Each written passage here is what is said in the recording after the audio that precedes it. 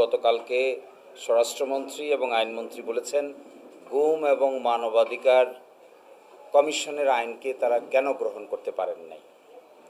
এর পিছনে এক নম্বর কারণ দিয়েছেন যে গুম অধ্যাদেশে গুমের যে ডেফিনেশন আর ইন্টারন্যাশনাল ক্রাইমস ট্রাইব্যুনাল অ্যাক্টের এনফোর্স ডিসঅ্যাপিয়ারেন্স বা গুমের যে ডেফিনেশন দুইটা একটা আরেকটার সাথে ম্যাচ করে যায়, এই জন্য তারা এই আইন বাদ করছেন।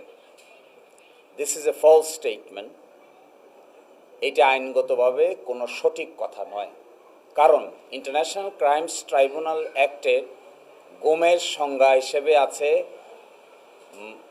ক্রাইম এগেনস্ট হিউম্যানিটি, অর্থাৎ এই ক্রাইম এগেনস্ট হিউম্যানিটির কতগুলো সাব ক্যাটাগরি আছে। এই সাব ক্যাটাগরির ভিতরে একটা ক্যাটাগরি হলো এনফোর্স ডিসঅ্যাপিয়ারেন্স, যাকে বলা হয় গুম, এবং সেটা যদি হইতে হয় তাহলে দেখাইতে হবে ওয়াইড স্প্রেড এবং সিস্টেমেটিক ওয়েতে হচ্ছে, তখনই শুধুমাত্র আন্তর্জাতিক অপরাধ ট্রাইব্যুনালের বিচার্য বিষয় হবে। আর একটা সিঙ্গেল গুম, একজনকে বাড়ি থেকে তুলে নেওয়া হলো, তাকে 7 দিন পাওয়া যায় নাই, তারপরে আদালতে উপস্থাপন করা হলো, এই গুম কখনোই আন্তর্জাতিক অপরাধ ট্রাইব্যুনালের বিচার্য বিষয় নয়। এই সকজ নোটিশটা জোগাড় করে দেখা গেছে এখানে কোচিং সেন্টারে কোচিং নিচ্ছেন বিচারকরা, এই মর্মে কিছুই নেই। এই সেই সকজ নোটিশ। এই সকজ নোটিশে কি আছে?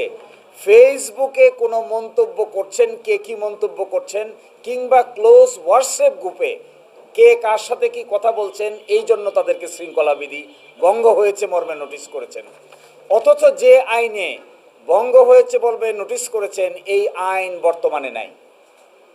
অর্থাৎ বিচারকদের শৃঙ্খলা বিধি 2017 এইটা সুপ্রিম কোর্ট জাজমেন্টের মাধ্যমে বাতিল করে দিয়েছে।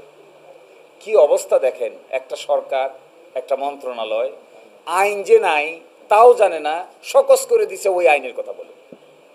সুপ্রিম কোর্ট রায় দিয়ে বলেছে this law is unconstitutional. Supreme Court article 116কে অসাংবিধানিক ঘোষণা করে দিয়েছে। তারা বলেছেন কি দেখেন, ল্যাঙ্গুয়েজটা কি, নিয়ন্ত্রণকারী কর্তৃপক্ষ বা উপযুক্ত কর্তৃপক্ষের কোনো সিদ্ধান্তের বিষয়ে কোনো বিরূপ মন্তব্য বা ব্যক্তিগত মন্তব্য করা যাবে না। তো নিয়ন্ত্রণকারী কর্তৃপক্ষকে আইন মন্ত্রণালয়, সুপ্রিম কোর্ট বলে দিয়েছে ন, নিয়ন্ত্রণকারী কর্তৃপক্ষ হলো সুপ্রিম কোর্ট। এবং আর কে উপযুক্ত কর্তৃপক্ষকে, উপযুক্ত কর্তৃপক্ষ আগের বিধিতে ছিল আইন মন্ত্রণালয়, কিন্তু বাংলাদেশের সুপ্রিম কোর্ট ওই বিধিটাকেই অসাংবিধানিক ডিক্লেয়ার করে দিয়েছে। ফলে বিচারকদের সকস করার যে জবাব তারা দিয়েছেন, আমার মনে হয় একেবারেই সামান্য কমন সেন্সের অভাব দেখা দিয়েছে। এরপরে প্রশ্ন তুলেছেন বিচারকদের স্বাধীনতার ব্যাপারে।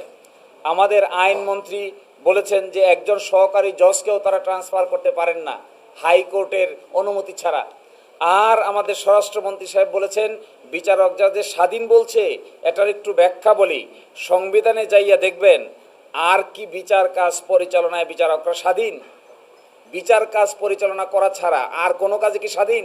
শুধু বিচার কাজ পরিচালনা করায় নাকি তারা স্বাধীন? এই হলো তাদের আন্ডারস্ট্যান্ডিং।